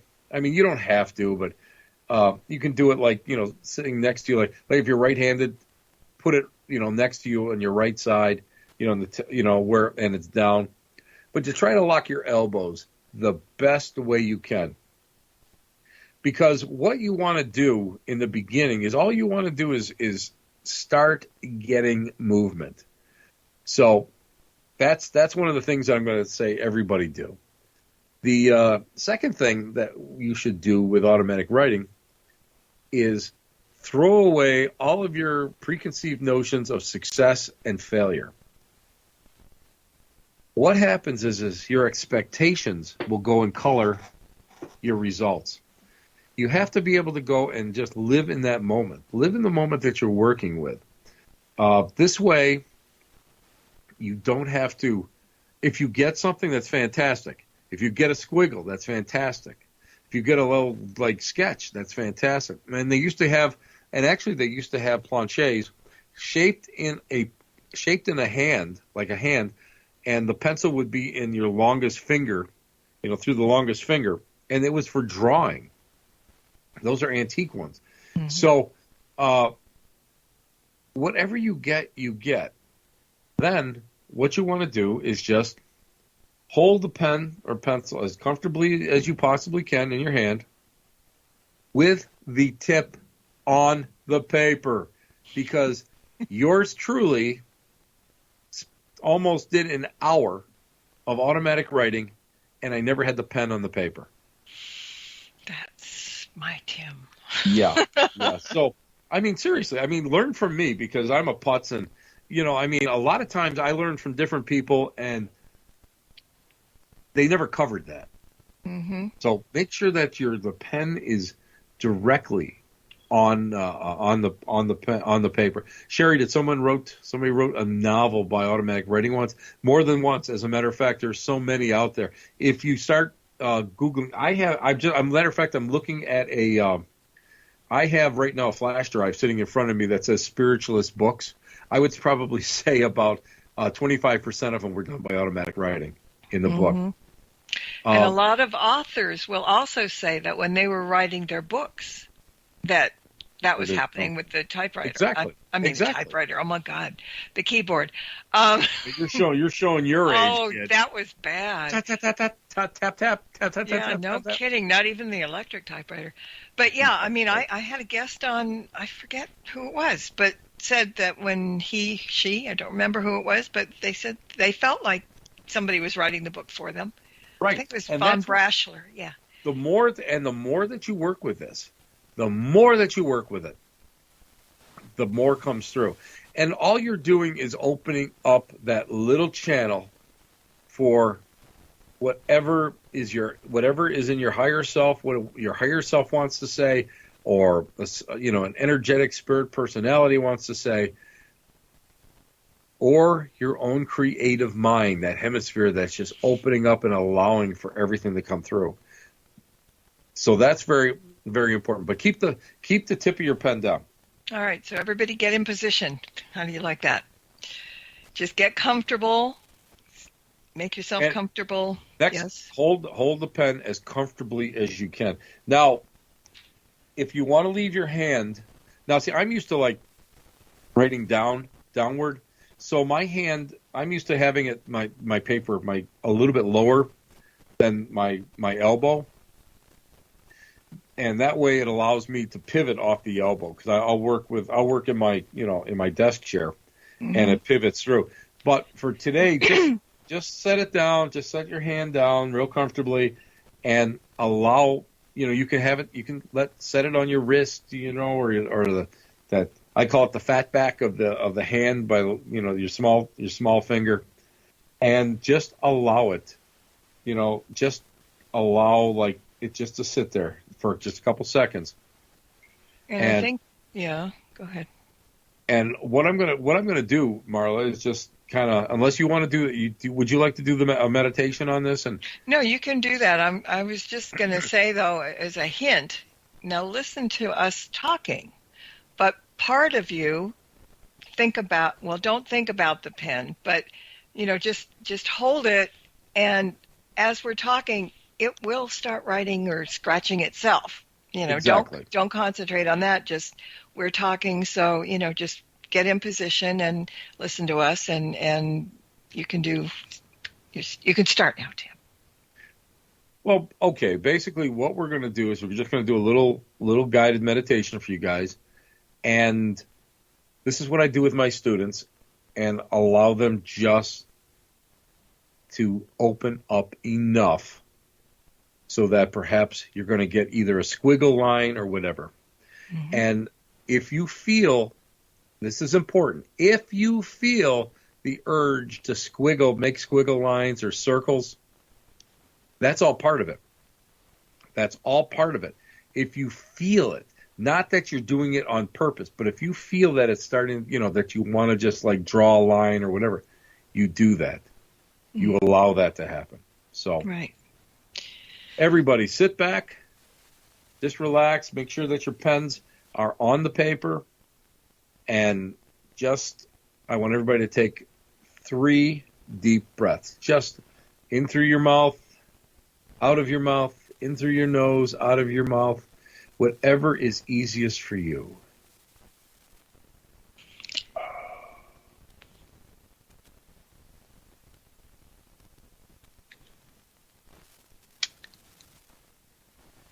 Now, everybody, this is a journey. This is a journey of your mind. I want everyone to sit comfortably. Let your feet and your ankles grow numb. Relax your calves and your knees. Let the feeling go up into your hips and your lower trunk. With each breath, we go deeper, we go deeper, we go deeper. Allow the relaxation now to enter into your chest. Allow yourself to breathe easy, not labored, but easy. Allow this feeling to go down, up, or to go up into your shoulders, but down through your arm that does not have the pen.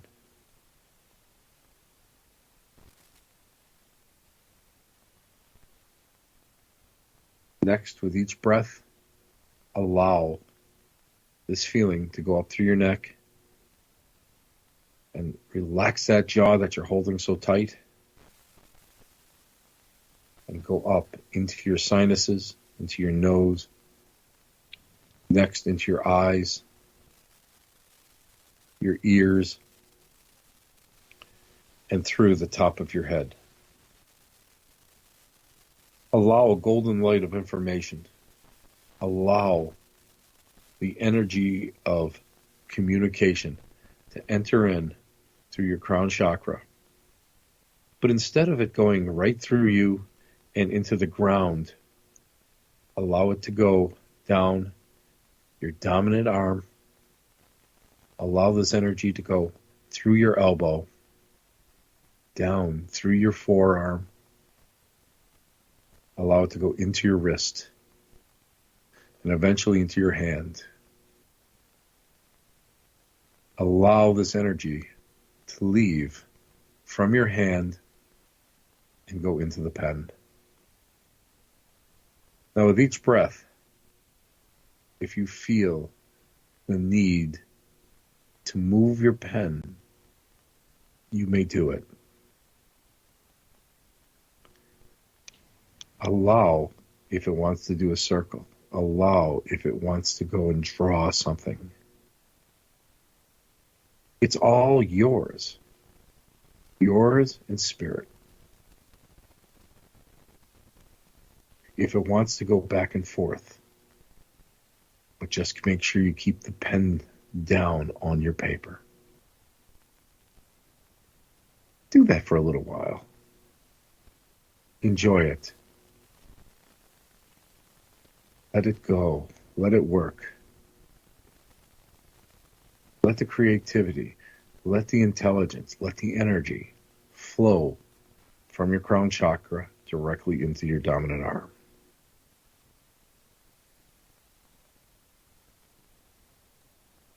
If you do get a little movement, ask out loud, what is it that you want to say? One word, one letter is all I need. That's all I need. One word, one letter. It doesn't have to be grandiose. It doesn't have to be anything that's important. It can be important to you. That's all. Allow this energy to continue through your arms. Allow this energy to just move the pen.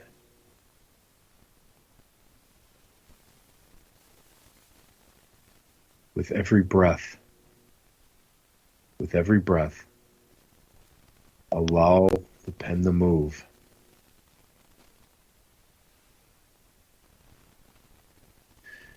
Is it drawing something? You don't have to look.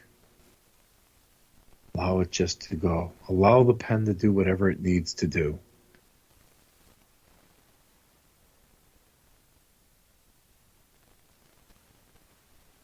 If it wants to spell something out, allow it. You may even feel that your whole body may be moving in one direction or the other. Allow it.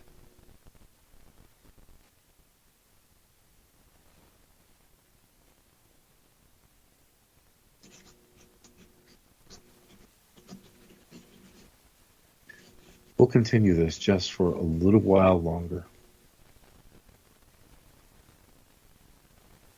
Take a deep, deep, deep breath. Allow just one letter, just one symbol. Allow it to happen. All the cares of the day are gone. All of the aches and pains of your body are gone. All of your negative thoughts and toxic thoughts no longer are looping in your mind. They're gone. You are left with only pure energy. Allow that energy to enter and continue to keep your hand in motion. Again, it doesn't matter if it's just scribbles.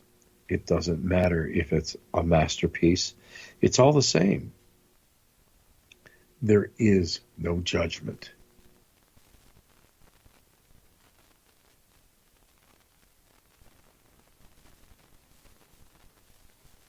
Keep your hand moving. Allow it to move. Allow it to do what it wants to do.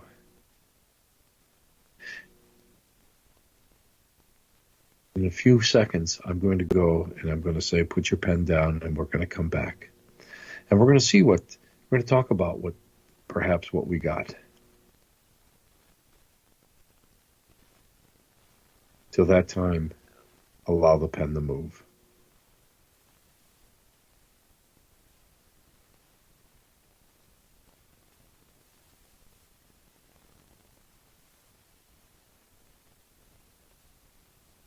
Now everyone,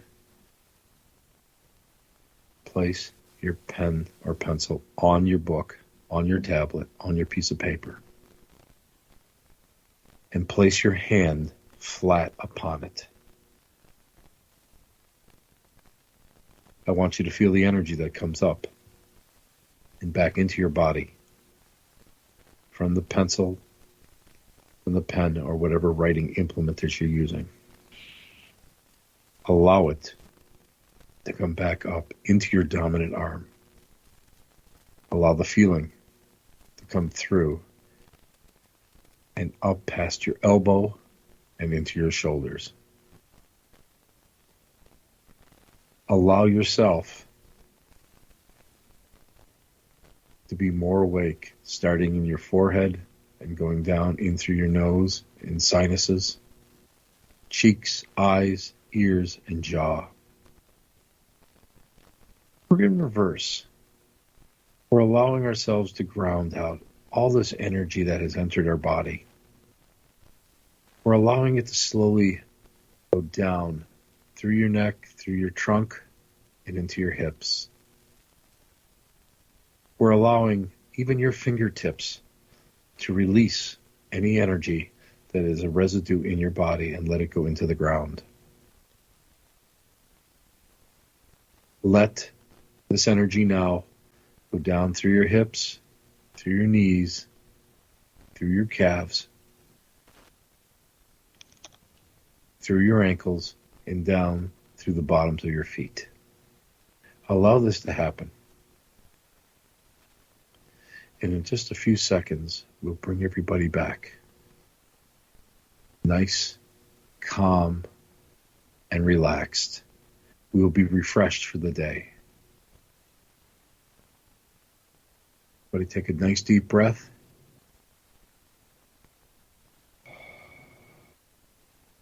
Infinite Spirit, Mother, Father, God, you are known by 1,000 other names. Thank you for this exercise that we're doing on the radio. May all of our pilgrims, may all of our friends, may all of those who wish to learn slowly come about and work together towards that goal of spirit communication from our higher selves, to be run and to be worked through our arms and into the pen.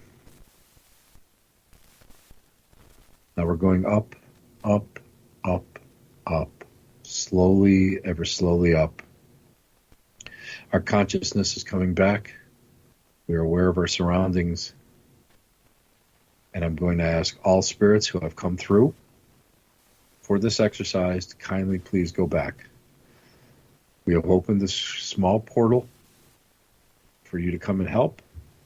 And now it's time for any of you who have come through to go back. And I'm going to count from 5 down to 1. And we're going to close the portal. 5, 4, you're going back through. 3, you're all going back through. 2, let me check to see if everybody's back. Everybody's back. Thank you so much. We honor you. 1. Now, I'm going to ask everybody to open their eyes and see if they have anything on their papers, whether it's scribble, whether it's a letter, whether it's a word. Let's see what we have. What do you have? Marla, did you get anything? No, I was actually listening because I have a cat walking around and it wasn't going to be easy. And he fell asleep about halfway through. So that's actually pretty good then. I put somebody to sleep. You did. Yeah, you did. Were you doing it while you were talking? Yeah. Because I heard a squiggle. You got circles or something. I got circles. I've got like scratches back and forth, but I did get the words freedom today. That's what I did get. And Sherry, what if you're swaying? Exactly good. That's exactly what you want. MJ got the number 5. 5, that's fantastic. Patty, you got scribbles. That's fantastic. The idea is to get the movement. Sherry got a scribbled circle. Fantastic. This is how you start. You can't, let's face it, you can't go and be a Rembrandt without learning, without working at it. And that's Ceiling Catlock got lots of L's. Patty felt herself leaning too. Excuse me. It's similar to table tipping. When you put your hands on the table, sometimes you feel yourself going into the direction of which way the table's going to move. So that's fantastic. You guys got some stuff. Kathy got the letter M in lines. If you guys got a letter, that's fantastic. Illuminata got backward question mark. That's great. That's interesting. That's great. That really is great. These are, again, this is something that it takes some time to work, but it's so simple. And this is old school stuff. And I've been doing it for a long time. Now it was funny.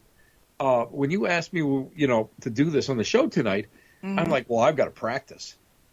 I haven't done this in probably about a year and a half. I got to practice. Are you kidding me or what? And I thought, no, I want to go and I want to be like everybody else. I want to try to even the playing field here. And I wanted, just to see if it comes back naturally for me or if I'd have to work at it. But as it was in the beginning, I started getting the scratches, but then I got one letter that went into, one word actually that went into another. So it must have clicked in at some point. Well, it's kind of once you do it, it's like second nature.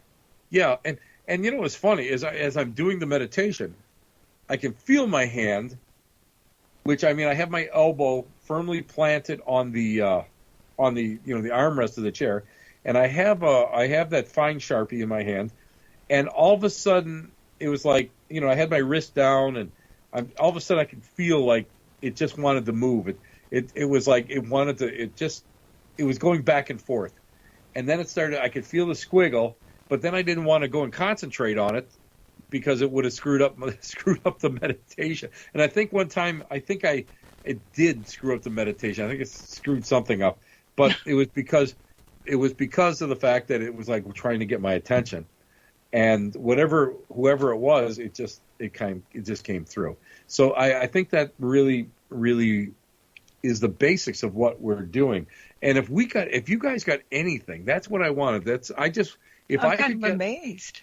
Yeah, if I could get some people to get anything, and again, squiggle lines are the beginnings of it, and again, you just work with it, and everybody's got to understand. That's why I said there's no competition here, because of the fact that we're all different. We're all made up different. Our energy levels, everything is different, and what may be easy for one person is going to be a little bit tougher for other people.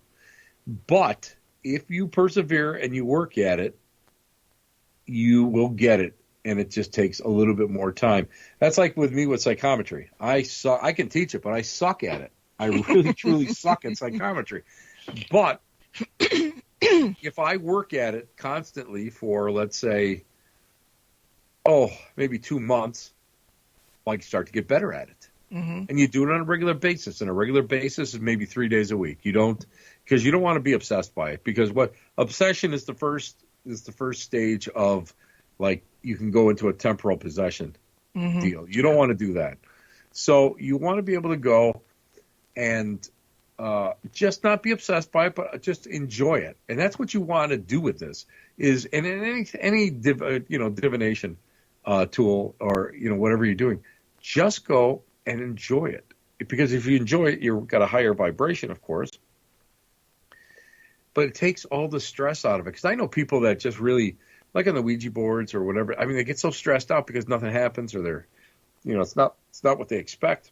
Mm-hmm. And I'm just like, really? No. I mean, just enjoy it. Because that's what this is made for. This is not made, and I mean, don't get me wrong. I mean, you know how I am. I mean, we all make some kind of financial gains along the way with what we're doing. But when we first learn, it should be for the absolute love of what we're doing, the absolute joy of it, and the absolute, kind of piercing that mysterious veil. That's what you want.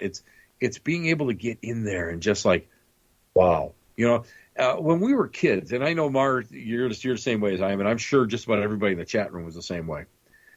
When you go and you're a kid and you first get turned on to this stuff, and I remember my buddy Brian Bradley, who's passed on. He's on the other side now. We were kids, and I remember, man, I had a Ouija board, and we'd always be working with a Ouija board, or we'd make pendulums out of thread and a needle, and we were always doing that. And when stuff worked, it was like so miraculous. And as we've grown up, we've lost that sense of wonderment. Yeah. And when we're working with this, when we're working with these tools of divination, when we're learning this stuff, we're bringing back wonderment. We're bringing back that feeling of, wow, this is amazing. I'm actually getting something. This is wow. And that's what we want. And when you start getting that feeling back, you start getting better at what you do. Because now it's no longer a challenge. Now it's you're just doing it. And if nothing happens, you just sit there and go, hey, that's fine. I just relaxed for 5-10 minutes and kind of zoned out, and now I feel a little bit better. So and it's really good to get in touch with that other side of you too. Exactly. We're always on the mundane level. Yep. necessarily we have to be as people, but you open up a little bit and get spiritual and realize that there's more to it than the mundane life every day, blah blah. Right. You open that up and it opens up a whole new world of thought and process, and so I'm really surprised that so many people got it to work today, but that it's amazing.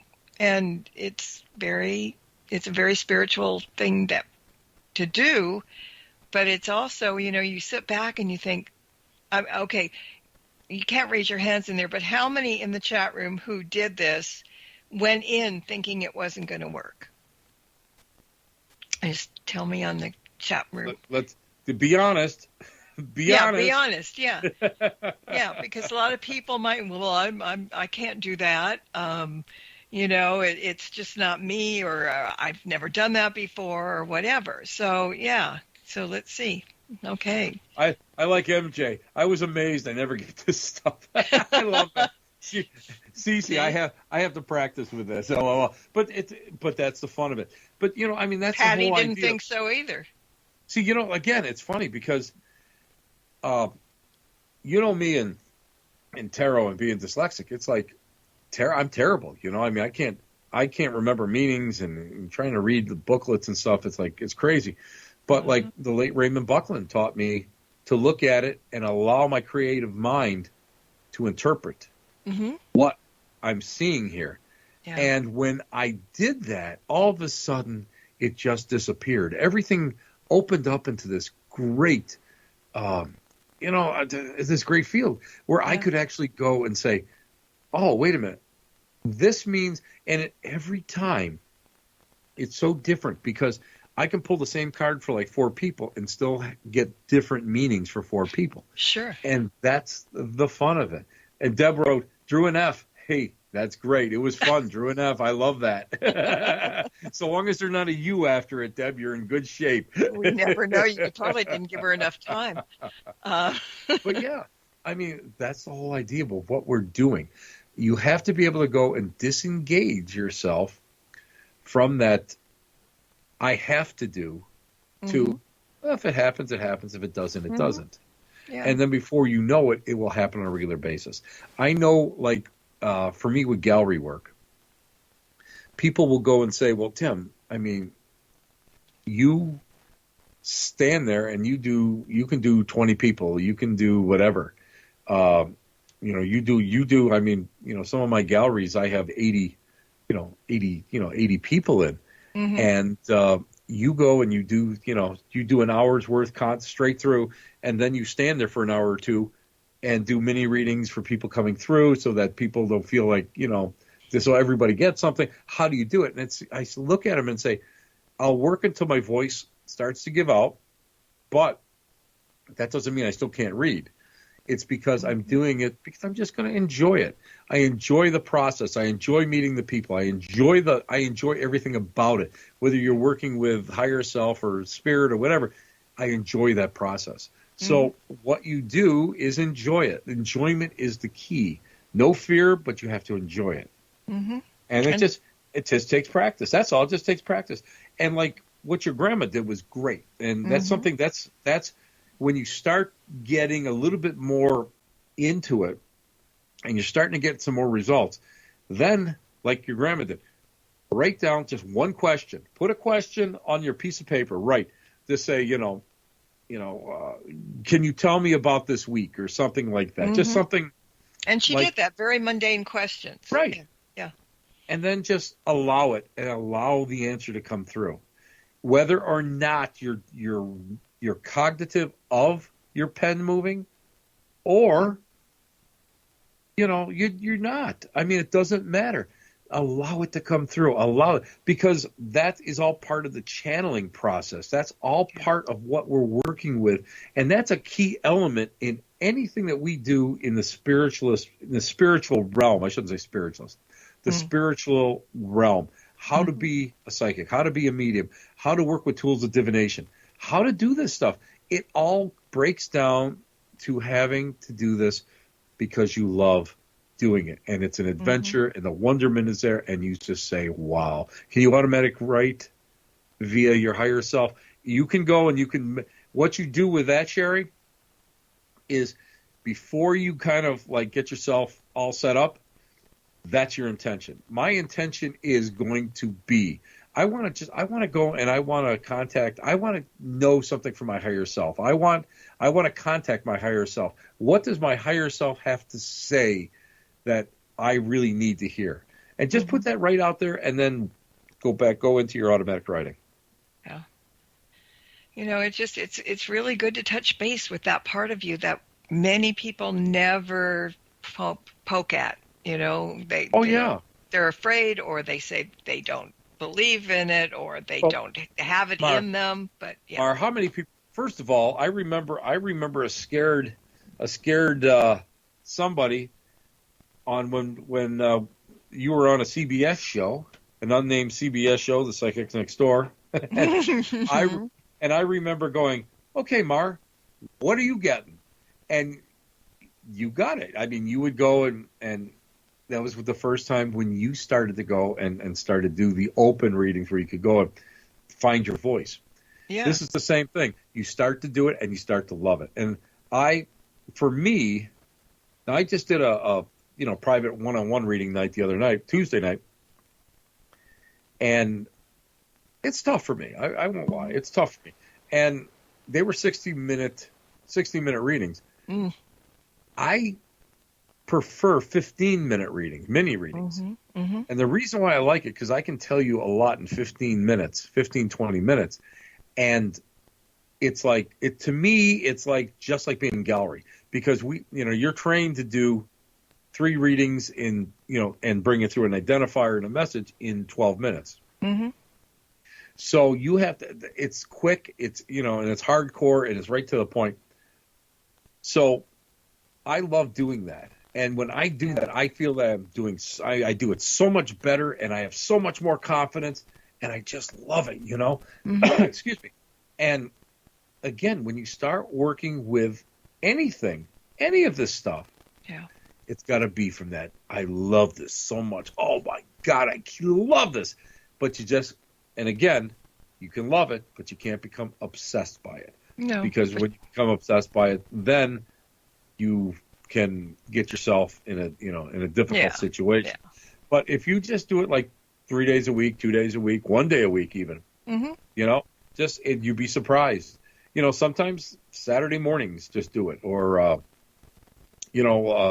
a Monday night before you go to bed, just do it. Just work with it a little bit, just a little bit. Quiet time. Yeah. And you'll be surprised just how far you'll be able to go.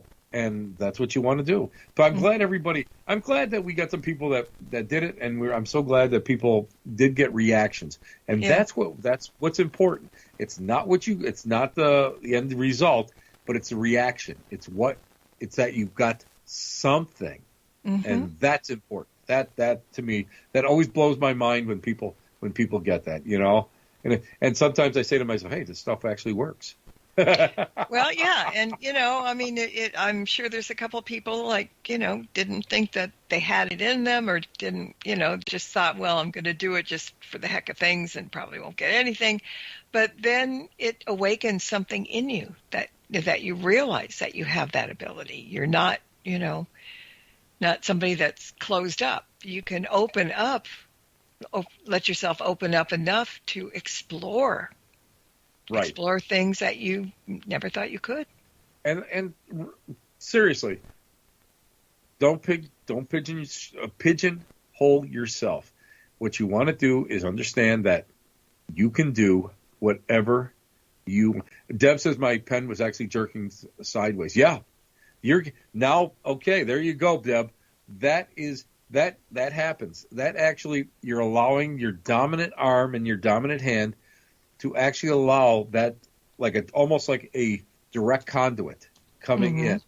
And that's amazing. That's amazing. A lot of times I'll hold my pen when I'm ready to do something, and the pen will start to jerk and vibrate. And that means that I'm already somewhere in my pea brain there. It's already starting to work. It's all ready, and everything is ready to rock and roll. Mm-hmm. It knew you were coming. Exactly. That's exactly what it is. Uh-huh. Yeah, it's amazing. Well, I'm glad that we chose that to do tonight because it's Halloween and, again, the veil may be thinning and whatever, but it was a good time to do that. And you know what? I think if we can think of a couple other things down the line for a Reverend Witch to kind of do another thing like that people can enjoy at the same time. See, the big thing is now early on when COVID hit last year, mm-hmm. I started doing, I brought back the Black Cat Lounge, and I brought it back because people were just so miserable and so unhappy, and I wanted to do something that just went and brought a little cheer in everybody's life, and mm-hmm. I actually started teaching a couple things here and there, mm-hmm. and people really responded to it because it gave them something else to mentally work with other than, oh my dear God, what's going to happen next? But it brought back that feeling of, wow, that for just doing something, 15 minutes, I got a Mm-hmm. little bit of wonderment, I got a little bit of myself back, and Mm-hmm. that's what's so important, to bring that, to be able to go and bring that hidden self of yours or your old self or bring those old feelings out, and it really works. So that's why I always, and I forget. I even forgot.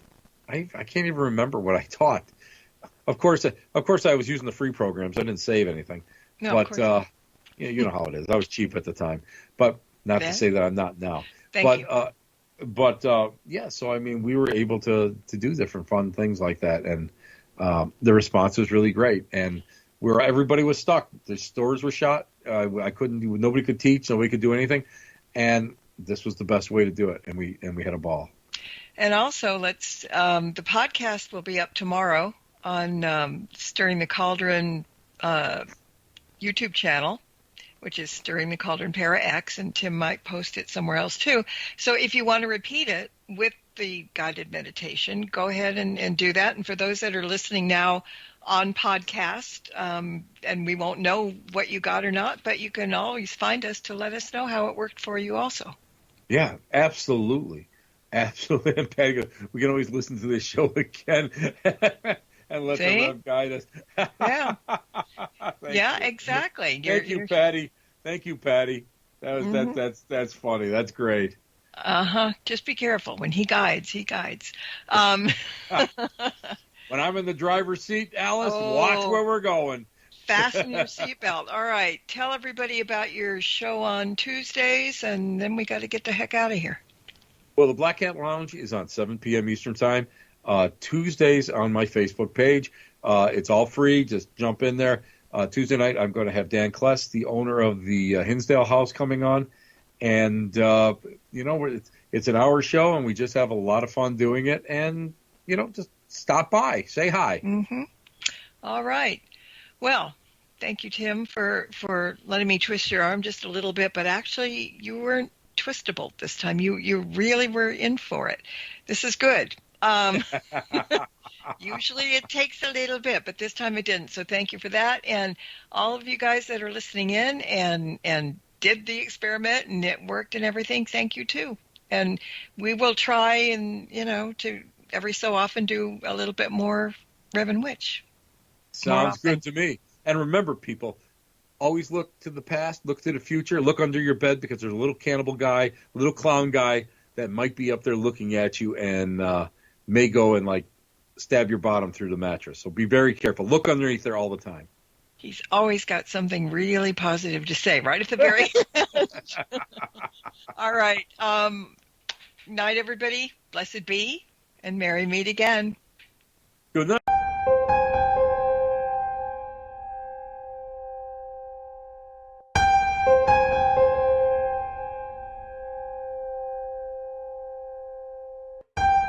You have been listening to The Rev and Witch Show.